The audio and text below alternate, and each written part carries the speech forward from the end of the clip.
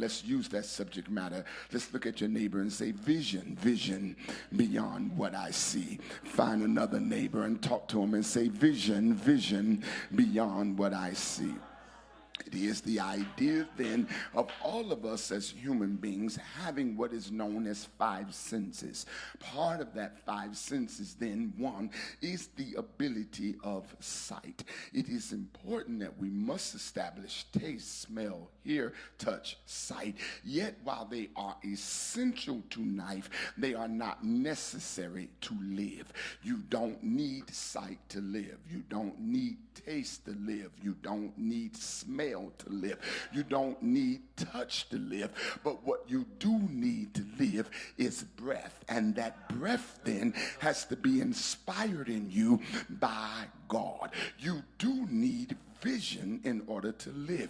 There has to be in this season a mental download in your mind about your future. And even when your present does not confirm where God is getting ready to take you, there has to be something in you called maturity that will kick in and press you beyond your sight. Eyes have not seen and ears have not heard, and neither has it even entered in your heart the good things that God has prepared for them who love him. Jesus deals with the man that lives by sight. His name was Thomas, and Thomas had an issue. Please stay with me. He had an issue because even though he could see Jesus, he still would not believe until he could touch. There again, he leans upon the physical sense of sight, not only sight, but touch. For he said, I know what I'm seeing, but I won't believe it until I can put my hand on it. And so there comes a season in your life that God will give you downloads that you won't be able to touch. Help me preach. I got 5 minutes.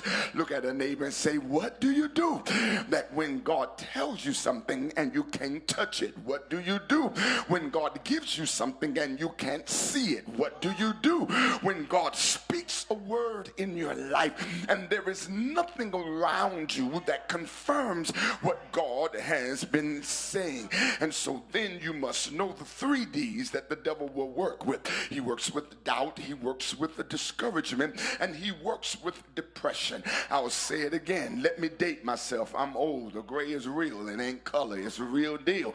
Y'all don't hear me here. Let me date myself. And when I'm raised up in the sanctified church, and when we finally did allow to go to movies, I had to sneak. When I finally went, I was 21. Y'all hear me? I wasn't 14. I was 21, and I still was waiting on lightning to strike me down. But then there came a season where there was something called 3D glasses. Y'all ain't gonna go with me here. That when you wore these 3D glasses, that when you went to the right movie and you saw the right screen, it magnified and made what you saw even come at you. It made it more real. I'm gonna try it again. There are 3Ds that the devil uses to make things seem more real than what they are. There are 3Ds that when you watch, those things will become alive and literally seem like they're coming at you. It is your doubt, it is your discouragement, and it is your depression.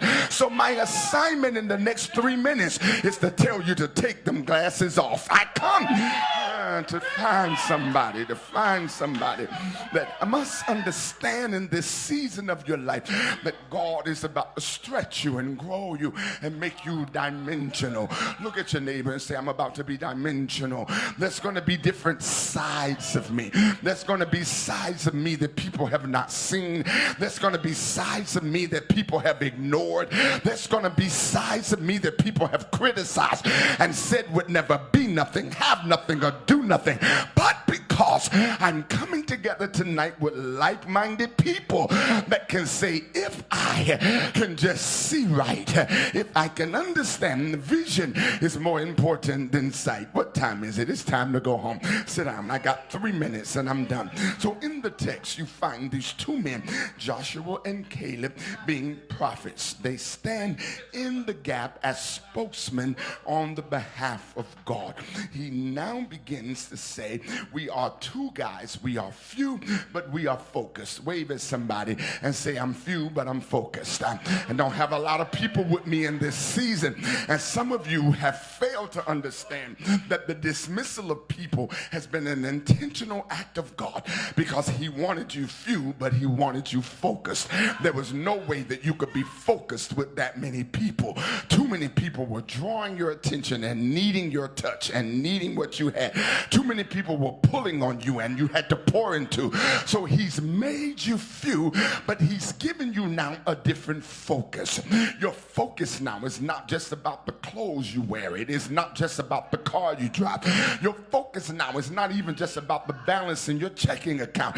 You have lived through things that other people have died from, and it has now shifted the paradigm of your life. That little petty stuff just don't matter no more. And I don't mean no harm, but even little petty people don't even matter no more. And they are offended because no matter how they try, they have no more ability to push your buttons. They have no more ability to pull that response out of you because you're focused. If you